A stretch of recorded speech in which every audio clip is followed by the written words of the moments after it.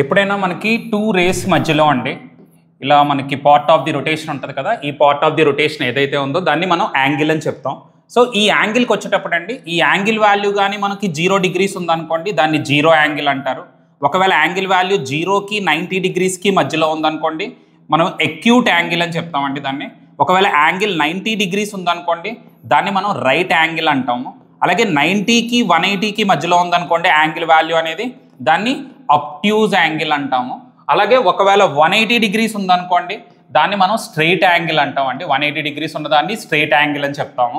అలాగే నెక్స్ట్ 180కి 360కి మధ్యలో ఉందనుకోండి, దాన్ని మనం రిఫ్లెక్స్ యాంగిల్ అంటాము. అలాగే ఒకవేళ 360 డిగ్రీస్ ఉందనుకోండి, దాన్ని కంప్లీట్ యాంగిల్ అని చెప్తాము. సో ఇక్కడ ఇవి టైప్స్ ఆఫ్ యాంగిల్స్ మాట, అంటే యాంగిల్స్లో ఏ ఉన్నాయి అవి చెప్పవచ్చు. అలాగే ఏవైనా రెండు యాంగిల్స్ని యాడ్ చేస్తే 90 డిగ్రీస్ అయితే వాటిని కాంప్లిమెంటరీ యాంగిల్స్ అంటారండి. రెండింటిని కలిపితే 90 అయ్యేవి. అలాగే రెండు యాంగిల్స్ని రెండు కలిపామనుకోండి 180 డిగ్రీస్ వస్తే వాటిని సప్లిమెంటరీ యాంగిల్స్ అని చెప్తారు. అలాగే రెండు యాంగిల్స్ని కలిపితే 360 డిగ్రీస్ వచ్చింది అనుకోండి, వాటిని కాంజుగేట్ యాంగిల్స్ అంటారు.